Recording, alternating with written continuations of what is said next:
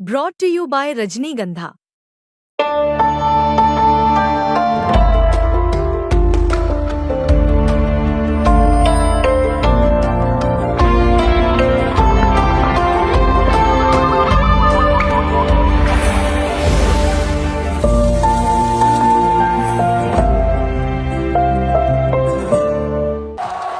नमस्कार, good evening. मैं विक्रांत गुप्ता, मेरे साथ मदन जी हैं, मेरे साथ सुनील गावस्कर भी हैं और उम्मीद करता हूं कि आप लोग जो इंडियन फैंस हैं फिलहाल तो बहुत खुश होंगे, क्योंकि आज दोपहर तक भारतीय क्रिकेट फैंस की सांसें अटकी हुई थी।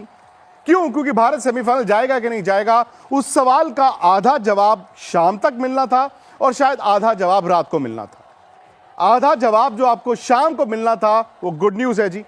गुड न्यूज ये है कि साउथ अफ्रीका ने इंडिया को फेवर कर दिया है, क्योंकि आप जानते थे अगर आज वेस्ट इंडीज साउथ अफ्रीका को हरा देता तो भारत का फिर आगे जाना वेस्ट इंडीज को हरा कर भी मुश्किल होता, क्योंकि आप नेट रन रेट पे बहुत पीछे हो जाते।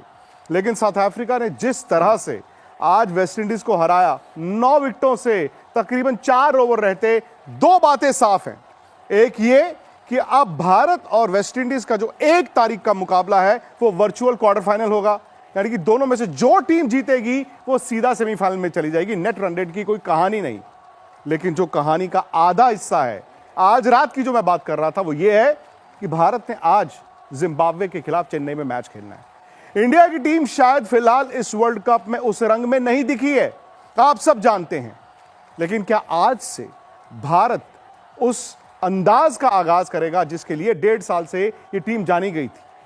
जैसे मैंने आपको बताया, ये पॉइंट्स टैली है, ये नेट रन रेट है, सब कुछ आपके सामने। 178 रन बनाने थे और आराम से सिर्फ 1 विकेट खोकर साउथ अफ्रीका ने बना दिए, और उस अहमदाबाद में जहां भारत उस दिन साउथ अफ्रीका के खिलाफ 187 चेज नहीं कर पाया था। मदन जी, कहीं ना आज साउथ अफ्रीका ने आपसे दोस्ती निभा दी है। साउथ अफ्रीका ने कहा इंडिया टेंशन नहीं लेने का, जो आपके हाथ में वो करो, जो हमारे हाथ में हम भी कर देते हैं आपके लिए। बिल्कुल विक्रांत, जो आपने कहा ना कि आधा काम कर दिया है, आधा हमें आज करना है, बाकी जब मैच शुरू होगा।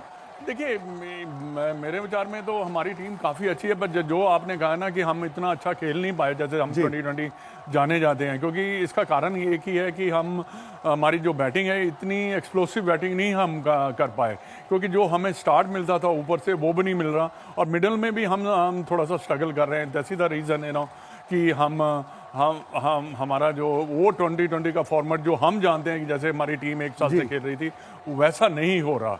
तो आज होपफुली देखते हैं, आज शायद कहते हैं ना कि टर्न अराउंड होता है, तो आज बिल्कुल जिम्बाब्वे ने देखिए, एक बात तय है, जिम्बाब्वे ने 2 मैच जीते थे बड़े। उन्होंने ऑस्ट्रेलिया को हराया था, उन्होंने उसके बाद श्रीलंका को भी हराया। लेकिन इस सुपर 8 में आकर ना आपका बहुत बड़ा इम्तिहान होता है। भारत पहला मैच हार कर आया है। सनी भाई, अगर आप मैदान में ही हैं तो मैं जानता हूं कि इस वक्त जो मैदान में फैंस आए हैं, चेन्नई के मैदान में इंडिया के फैंस मैच देखने आए हैं, वो सब टकटकी लगाए अहमदाबाद के मैदान पर नजर रखी हुई थी, और शायद जो इंडिया के हाथ में नहीं था वो भी भारत के पक्ष में गया है। हाँ बिल्कुल, क्योंकि उससे जो दबाव जो पहले बनता था वो तो थोड़ा सा कम हो गया है, क्योंकि अगर वेस्ट इंडीज आज साउथ अफ्रीका हराती तो फिर बहुत बहुत मुश्किल बन जाता क्वालिफाई करने के लिए, क्योंकि अभी इसके बाद जिम्बाब्वे के खिलाफ और उसके बाद में वेस्ट इंडीज के खिलाफ दोनों जीतें हासिल अगर करनी थी तो बड़ी लंबी मार्जिन से जीतें हासिल करनी थी। तो इसीलिए ये जो रिजल्ट हुआ ये भारतीय टीम के लिए अच्छा है। बिल्कुल सही बात है। और फिर दर्शकों को बता दें कि अब ना नेट रन रेट की जो चिड़िया थी वो खत्म हो चुकी है। अब सीधा सीधा है, इंडिया को आज जीतना है और इंडिया को वेस्ट इंडीज को हराना है 1 तारीख को, यानी कि दोनों मैच अगर इंडिया जीतता है तो नेट रन रेट का कोई सवाल कहीं पर नहीं होगा, भारत क्वालिफाई कर जाएगा।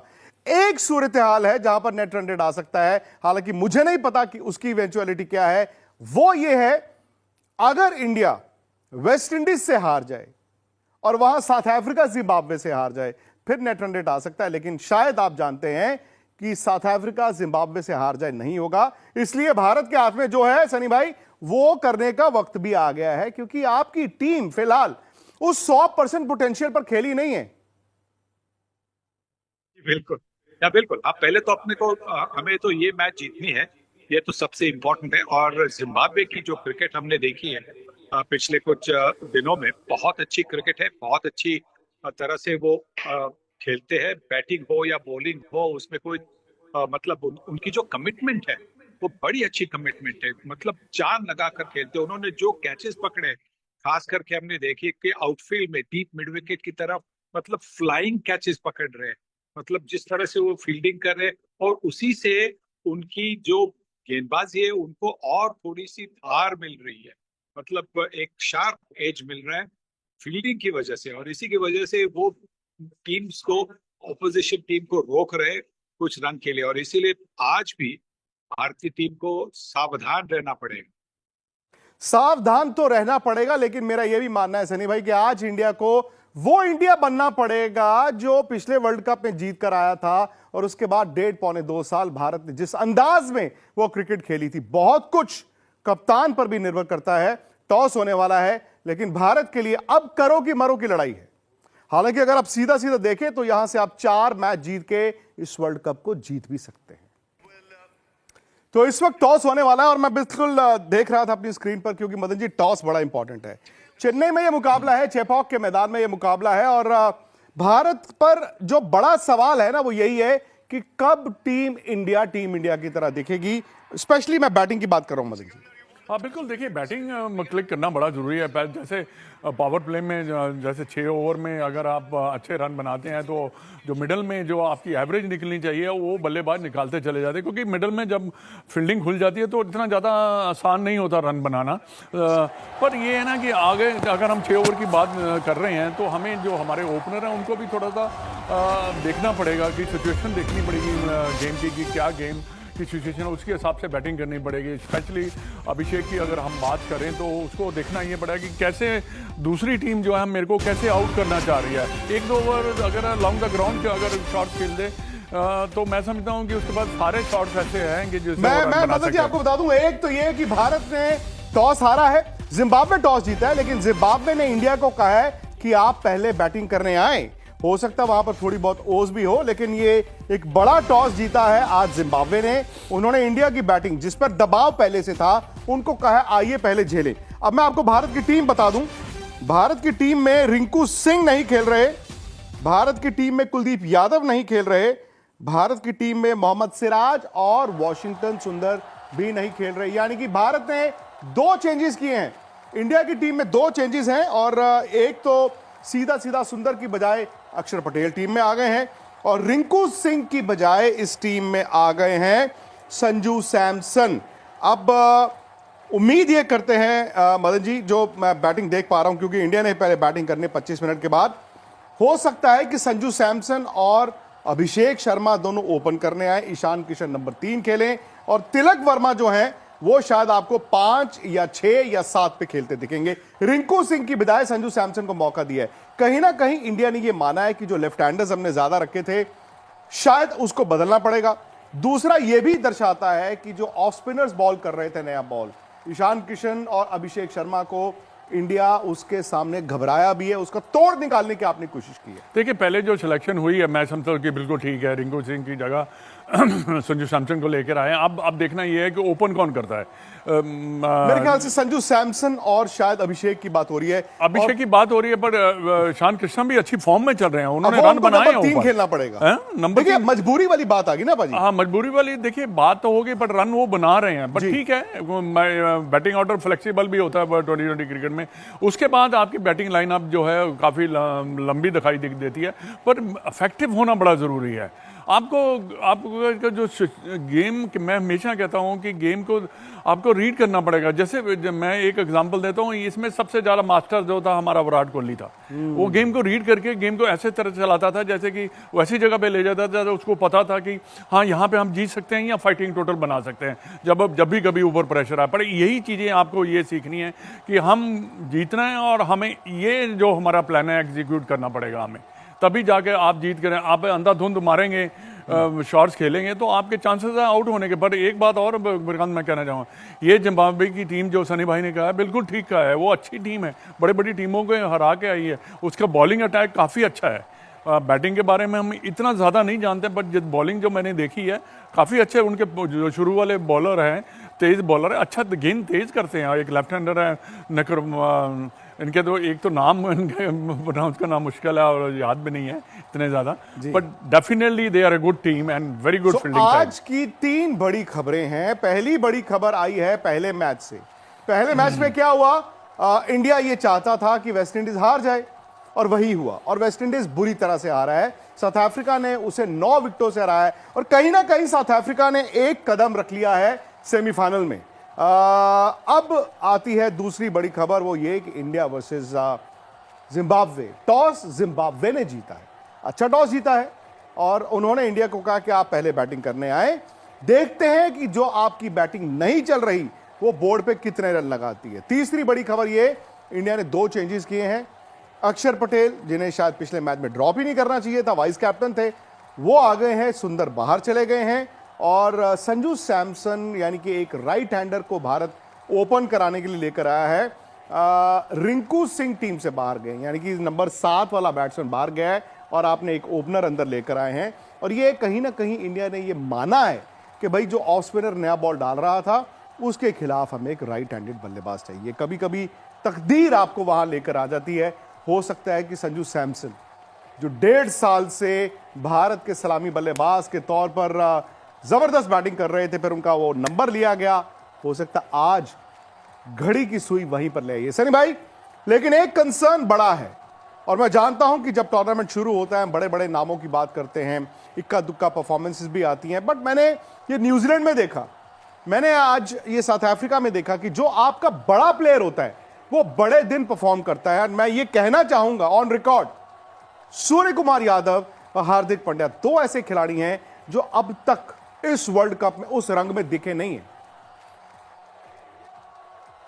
देखिए, फॉर्म होता है, फॉर्म की जो बात होती है तो कभी कभी ऐसा होता है कि रन नहीं बनते, पर ये आशा करते हैं कि आज के मैच में जो हमारे टॉप 3 खिलाड़ी है, 4 खिलाड़ी है, मैं समझता हूँ कि शायद सूर्य कुमार यादव, आज ये कितनी बड़ी अहम मैच है, इसके लिए सूर्य कुमार यादव शायद अब नंबर 3 पर बल्लेबाजी करने आएंगे।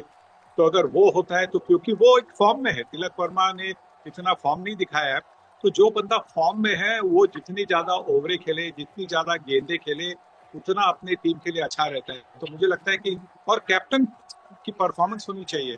अभी 2 दिन पहले हमने क्या देखा, 2 दिन पहले हमने देखा कि हैरी ब्रुक ने अपने आप को, बैज मकलम ने जरूर कहा होगा, और अपने आप को नंबर 3 पर प्रमोट किया, तो अपनी जिम्मेवारी ले ली। तो मुझे लगता है कि इस मैच में भी सूर्य कुमार यादव को जिम्मेवारी लेनी होगी, लीड फ्रॉम द फ्रंट करना होगा, क्योंकि उनका फॉर्म अच्छा रह चुका है। 200% मैं आपकी बात से जी बिल्कुल सनी भाई इत्तेफाक रखता हूं मैं भी, क्योंकि वो सूर्य कुमार यादव ने जिस तरह से यूएस के खिलाफ पारी खेली थी, मैच बचाने वाली, उसके बाद वो 25, 28, 30, 35 रन आए, रन बॉल आए हैं। सूर्य कुमार यादव वो स्लोअर बॉल पर फंस जाते हैं मदन जी। और हार्दिक पांड्या का भी अगर देखें, उन्होंने एक मैच नमीबिया के खिलाफ थोड़ा से उन्होंने बैटिंग की, एक नीदरलैंड्स के खिलाफ की, बाकी मैचों में बैटिंग उन्होंने अच्छी नहीं की है। सेकेंडली उन्होंने बॉल अच्छा डाला जब उनको नया बॉल मिला पाकिस्तान के खिलाफ, लेकिन बाकी मैचों में बॉलिंग भी नहीं। और मेरा तो ये मानना है कि अगर इंडिया ने इस वर्ल्ड कप को जीतना तो फिर सूर्या, बुमराह और हार्दिक, इन तीनों को बहुत अच्छा परफॉर्म करना था। नितिन दिख रहे हैं मदन जी, नितिन दिख रहे हैं चेपॉक के ठीक बाहर। नितिन, पहले तो मैं जानता हूं कि वहां के फैंस भी बहुत खुश हुए होंगे कि कम से कम जी यार अब सीधा सीधा है भारत का, जिम्बाब्वे को हरा दो आज, 1 तारीख को वेस्ट इंडीज को हरा दो, अब आपका कोई नेट रन रेट नहीं है, आप सेमीफाइनल में जाते हैं। लेकिन जिम्बाब्वे के टॉस जीतने से, इंडिया की पहले बैटिंग आने से क्या भारत पर दबाव है?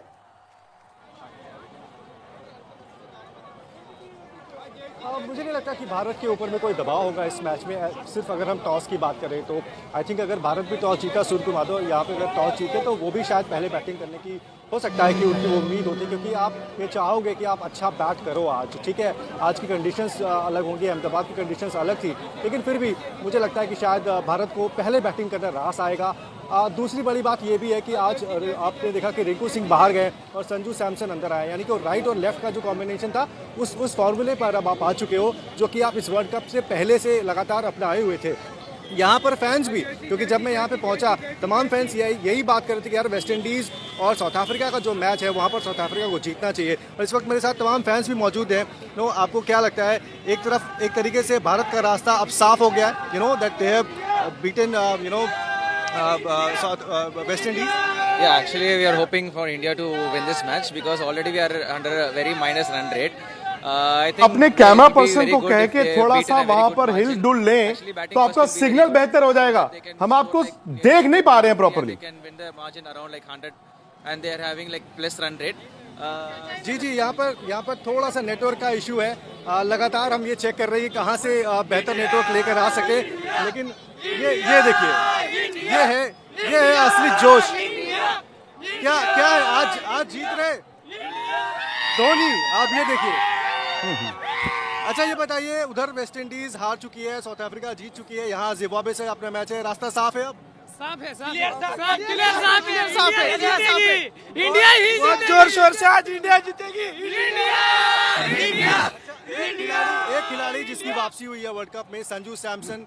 राइट लेफ्ट का कॉम्बिनेशन बेहतर हो गया. अब अभिषेक और संजू, आपको लगता है ये जोड़ी शतक ठोकेगा? शतक संजू सैमसन, शतक ठोकेगा, संजू सैमसन ने छोटा ताला है हमारा.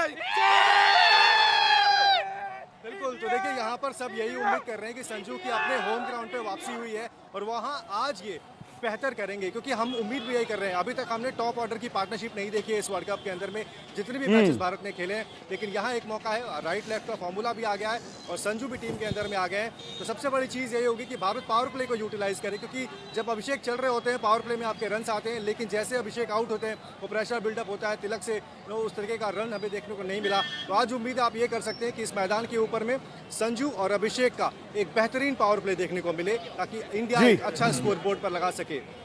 सही बात है. और मदन जी, बात वहीं आ जाती है ना कि कह के आपके रन्स नहीं आते हैं कि मैंने ये सोच लिया कि मेन स्विच को ऑफ कर दो या मेन स्विच को ऑन कर दो, चलो यार आज तेज रन बनाते हैं, वो कह के नहीं आते.